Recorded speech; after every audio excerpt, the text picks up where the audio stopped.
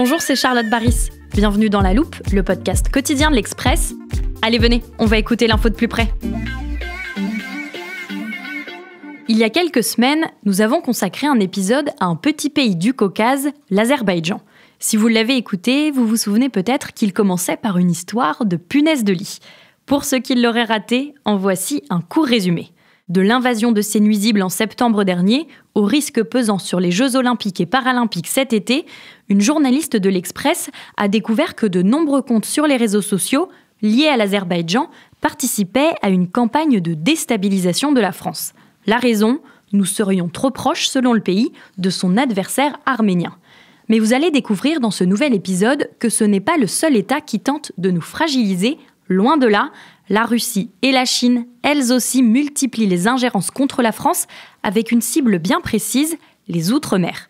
De la Nouvelle-Calédonie à Tahiti, en passant par la Guadeloupe ou la Guyane, Vladimir Poutine et Xi Jinping sont bien décidés à jouer les perturbateurs dans ces territoires éloignés de la métropole. Et vous allez l'entendre, les conséquences pourraient être bien plus graves qu'une simple psychose autour des punaises de lit.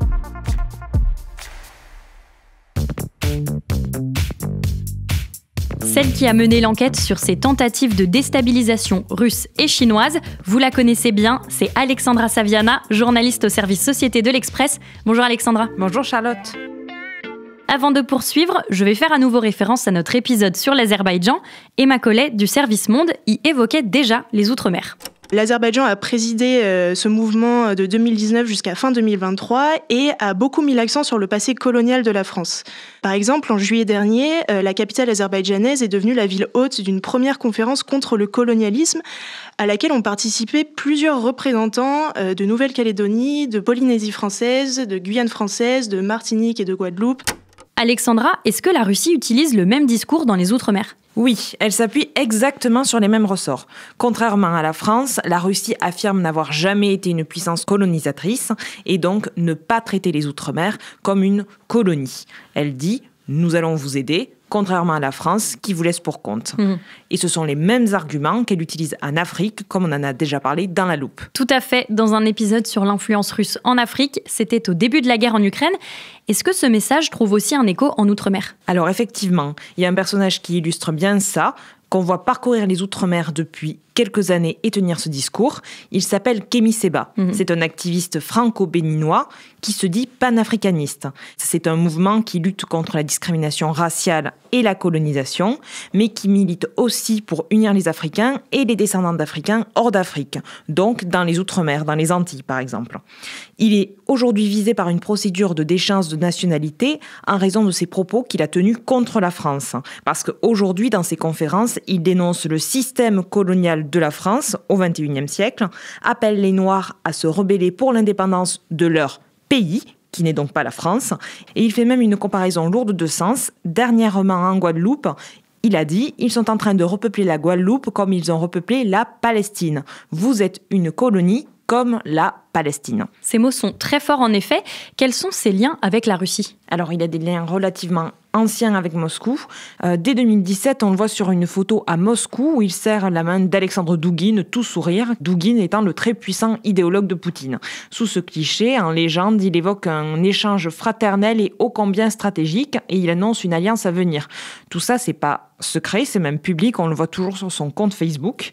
Récemment encore, il était à Moscou, il était l'invité du forum de la multipolarité, ouvert par Sergueï Lavrov, le ministre des Affaires étrangères, en présence de plusieurs éminences grises du Kremlin, dont Douguine ou Konstantin Malofev.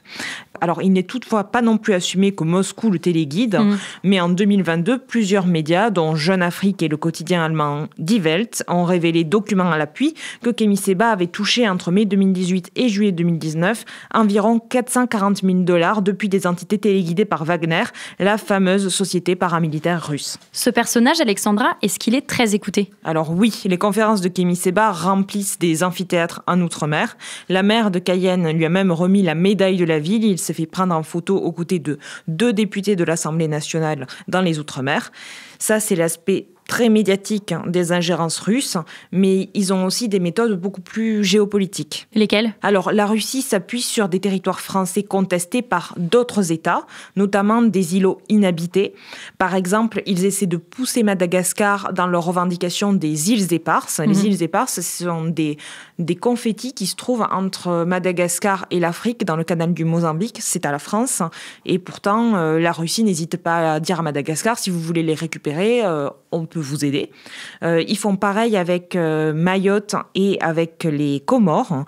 Récemment, l'ambassadeur russe à Madagascar, qui est aussi en charge des Comores, a par exemple déclaré dans un journal comorien « La Russie a toujours soutenu l'union des Comores dans sa volonté légitime de restituer l'île de Mayotte sous sa souveraineté.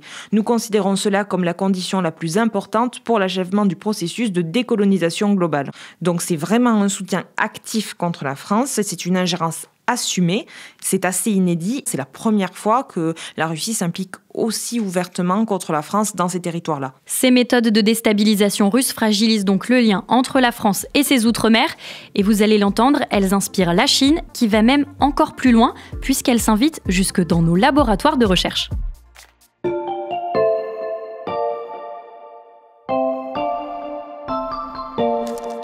Alexandra, j'ai avec moi une carte du monde pour comprendre où se joue exactement tout ce que tu nous expliques. On a donc parlé de Mayotte, ici au-dessus de Madagascar, de la Guadeloupe, dans la mer des Caraïbes, et de la Guyane, au nord du Brésil. Est-ce que ce sont les mêmes zones d'influence pour la Chine ? Alors pas tout à fait. Dans mon enquête, j'ai pu voir que la Chine se positionnait plutôt un peu plus proche de son territoire à elle, dans le Pacifique, surtout en Polynésie et en Nouvelle-Calédonie. Et là aussi, est-ce qu'il est question de colonisation ? Absolument. Alors, il y a une anecdote assez intéressante qui illustre bien le problème, en fait, que m'a raconté Sylvain Maillard, président du groupe Renaissance à l'Assemblée. Il s'est rendu à Nouméa en février. Lors de ce voyage, il a rencontré le président indépendantiste du Congrès, le Parlement calédonien, qui lui a tenu un discours assez étrange. Roch Wamitan lui a dit « Les Chinois ne nous ont jamais colonisés, contrairement aux Français. Les Calédoniens descendent en partie des Mélanésiens, qui descendent en partie des Austronésiens, qui proviennent des Chinois. Donc je suis, comme tous les Kanaks, 75% papous et 25% chinois. » Ce sont des mots évidemment très forts, parce qu'il estime aussi que les forces françaises présentes en Nouvelle-Calédonie, l'armée, font du territoire une cible dans le Pacifique. Et donc là, on voit qu'il y a vraiment un lien assez trouble qui est en train de se nouer entre les indépendantistes et la Chine, parce que le FLNKS, le parti de Roch Wamitan, a aussi des relations avec le pays. Tu nous rappelles ce que c'est le FLNKS ? C'est le Front de Libération Nationale Kanak et Socialiste. C'est un rassemblement de partis indépendantistes qui date de 1984. Et fait très intéressant, le FLNKS fait partie du groupe mélanésien Fer de Lance. C'est un groupe qui rassemble des États du Pacifique et qui est sous influence chinoise. Son siège au Vanuatu a notamment été financé par Pékin. C'est un groupe qui a contesté le résultat du 3e référendum d'indépendance en Nouvelle-Calédonie, qui date de 2021. Ses membres se sont entendus pour adresser une réclamation à la Cour internationale de justice. Cette réclamation, elle doit permettre de maintenir la Nouvelle-Calédonie sur la liste des pays à décoloniser selon l'ONU, à décoloniser donc de l'influence française. Une organisation comme celle-ci, soutenue par la Chine, qui prend à partie un État, c'est là encore très rare. Et qu'en est-il en Polynésie ? Alors les ressorts sont à peu près les mêmes. Pékin utilise la méfiance à l'égard de Paris générée par le passé colonial, mais aussi les essais nucléaires qui ont eu lieu dans la zone entre 1966 et 1996. Le consul de Chine à Papeete y est d'ailleurs très influent, déjà parce qu'il y a un consul, ce qui n'est pas le cas en Nouvelle-Calédonie. Il fait tout ce qu'il peut pour mettre en valeur les bonnes relations de la Chine avec la Polynésie, donc il organise des dîners, des conférences qu'il tente même de faire diffuser à la télé chinoise. Et il y a aussi un institut Confucius. C'est un institut culturel, un organe clé de la propagande chinoise à l'étranger, qui est installé en Polynésie, dans son université même d'ailleurs, depuis 2013. Et il y a également une grande diaspora chinoise qui explique d'ailleurs la présence de ce consul. Et ce discours chinois en Polynésie, il fonctionne ? Alors oui, déjà parce que c'est un personnage important du territoire, tout le monde veut un peu faire partie de son cercle. Et je te cite d'ailleurs un spécialiste. La Polynésie et la France sont un couple où l'un des deux partenaires menace régulièrement de quitter l'autre pour aller dans les bras d'un amant plus offrant. Et l'amant, c'est la Chine. Est-ce que la Chine utilise d'autres arguments pour séduire la Nouvelle-Calédonie et la Polynésie ? Alors, il y a évidemment des arguments économiques. En octobre 2017, l'ambassadeur de Chine en France avait multiplié les promesses dans le cas où la Nouvelle-Calédonie deviendrait indépendante, car un référendum devait avoir lieu l'année d'après. Un élu local avait d'ailleurs raconté à l'époque, c'était dans Le Monde, que l'ambassadeur demandait de quoi nous avions besoin, tourisme, aquaculture, tout ce qui était susceptible d'intéresser, les Chinois le proposaient. Alors, il n'y a pas d'investissement chinois assumé en Nouvelle-Calédonie, mais l'industrie minière est aujourd'hui en difficulté. Donc les indépendantistes font courir le bruit que Pékin pourrait racheter une usine très importante dans le nord du pays. Le FLNKS fait aussi en sorte de privilégier la Chine dans ses exportations de nickel, sur lequel repose toute l'économie de la Nouvelle-Calédonie. En Polynésie, c'est différent parce qu'elle passe davantage par des partenariats scientifiques. Quel type de partenariat scientifique ? Alors, ce qu'il faut comprendre, c'est qu'en Polynésie, l'autonomie du territoire est très grande. La recherche, c'est le dernier domaine non régalien qui est aux mains de Paris. Et c'est aussi là-bas que se trouvent certains des laboratoires les plus pointus au monde, notamment en biologie marine. Les propositions de partenariat entre gros guillemets avec la Chine sont assez régulières. En novembre 2022, par exemple, la Shanghai Ocean University a offert ses services à Moorea, qui est un laboratoire sur place, pour étudier un des récifs coralliens les plus connus au monde. Il y avait un autre partenariat qui visait aussi à financer un satellite météo. En fait, la mise en place d'une antenne pour un satellite météo. Alors ça a l'air assez bénin, mais ça attire la méfiance des services français qui voient une manière de faire de l'espionnage, de récolter des informations auprès des universitaires qui sont peu méfiants parce qu'au nom de la liberté de la recherche, ils acceptent parfois ces partenariats. On le voit, les méthodes de la Chine sont un peu différentes des méthodes russes. Oui, et pour comprendre pourquoi, on va pouvoir faire référence à notre épisode de La Loupe qui a été diffusé il y a peu de temps. Il s'appelait « Bataille navale dans le Pacifique ».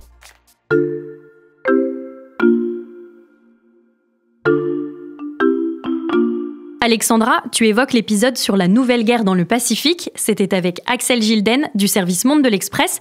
Il nous expliquait la guerre d'influence que se livrent les États-Unis et la Chine. La Chine qui d'ailleurs s'intéresse aux micro-États de la région. Oui, et entretenir des relations avec nos outre-mer, c'est pour la Chine encore une fois une question d'influence dans le Pacifique. Il y a un scandale qui illustre bien ça. Un entrepreneur chinois, en 2015, a fait une proposition pour transformer un atoll perdu en immense ferme aquacole. Et ça a alerté au plus haut niveau, parce que c'est l'endroit où la France faisait ses essais nucléaires. Et il y a donc sur cet atoll une immense piste d'atterrissage. Si ce projet avait eu lieu, on aurait offert une belle place militaire en plein milieu du Pacifique à Pékin. Même Macron en a parlé et il s'en est inquiété. Et je vous le dis avec clarté, ici c'est la Polynésie, mais ici c'est la France. Et vous serez protégés. Je vois parfois des projets, oserais-je dire, exotiques, aventureux, aux financements incertains, aux créations d'emplois improbables, avec d'étranges investisseurs. Méfiez-vous, c'est pas une bonne idée. Cette présence chinoise dans nos outre-mer du Pacifique, est-ce qu'elle a uniquement un but militaire ? Alors non, il y a aussi un intérêt diplomatique. Comme vous l'avez déjà expliqué, les États-Unis s'y placent militairement de manière importante. Et face aux États-Unis, la Chine a besoin du soutien des États de toute la zone, tout simplement parce qu'il y a une bataille aujourd'hui autour de Taïwan. La Chine veut récupérer Taïwan et cette petite île est, elle, reconnue diplomatiquement par beaucoup d'États ou l'a été par le passé. Plus la Chine étend son influence et plus Taïwan perd des alliés. Et ensuite, économiquement, Pékin considère que la mer de Chine lui appartient. Elle voudrait interdire la circulation de bateaux, notamment français, dans la zone. Il y a déjà eu des incidents, des accrochages entre des bateaux occidentaux et les autorités chinoises. Et il y a la question des ressources, donc on a déjà parlé du nickel. Il y a aussi la question des hydrocarbures et des minerais, notamment dans les endroits où il y a des coraux, comme à Moorea, par exemple. Et c'est le cas pour tous les outre-mer. En Guyane, beaucoup de ressources forestières ou minières. Les outre-mer, ce sont aussi 10 millions de kilomètres carrés de zones économiques exclusives sur tous les continents, ce qui est aussi intéressant pour la Chine. Des ressources qui, j'imagine, intéressent aussi la Russie. Alors oui, bien sûr, mais pour la Russie, la question est avant tout géopolitique.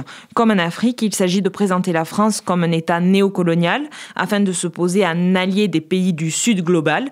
Les territoires ultramarins, c'est tout de même 2,2 millions d'habitants qui peuvent soutenir la position de Moscou, notamment dans la guerre en Ukraine. Alexandra, que fait l'État français face à tout cela ? Alors, la France tente de protéger au maximum les ressources naturelles, les espaces maritimes et les coraux, et de garder un lien avec ses outre-mer. Cette déstabilisation inquiète beaucoup Paris, qui a bien conscience que la France doit aussi imposer sa présence dans l'Indo-Pacifique. Si jamais nous n'avons pas le soutien des populations locales, car elles sont par exemple du côté de la Chine, ça va forcément poser un problème militaire à terme. On a besoin d'y être stratégiquement et on ne peut pas se permettre d'avoir des perturbateurs dans ce jeu-là. Alors, Paris tente de se rassurer. Depuis le Covid, notamment, il n'y a plus les fameuses associations d'amitié sino-néo-calédoniennes ou sino-polynésiennes qui inquiétaient à l'époque.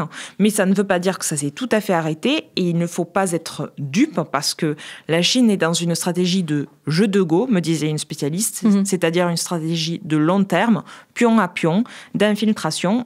Quand Paris pense comme une démocratie à 5 ou 10 ans, la Chine pense sur un temps beaucoup plus long, elle pense à 50 ans en avant, ce qui peut lui permettre d'avancer beaucoup plus masqué et beaucoup plus lentement. Des ingérences en Outre-mer à surveiller pendant encore longtemps donc. Merci Alexandra d'être venue nous raconter ton enquête. À bientôt. Alexandra Saviana, journaliste au service Société de l'Express. Si les grandes enquêtes vous plaisent, chers auditeurs, il y en a de nombreuses à découvrir sur l'express.fr. Profitez-en, l'abonnement numérique est en ce moment au prix d'€1 le premier mois. Et je vous rappelle que La Loupe, c'est un nouvel épisode du lundi au vendredi dès 6h du matin. Alors pour ne rien rater, pensez à nous suivre sur votre application d'écoute de podcast préférée, comme Apple Podcast, Spotify ou Castbox. Cet épisode a été monté par Léa Bertrand et réalisé par Jules Cros. Retrouvez-nous demain pour passer un nouveau sujet à La Loupe.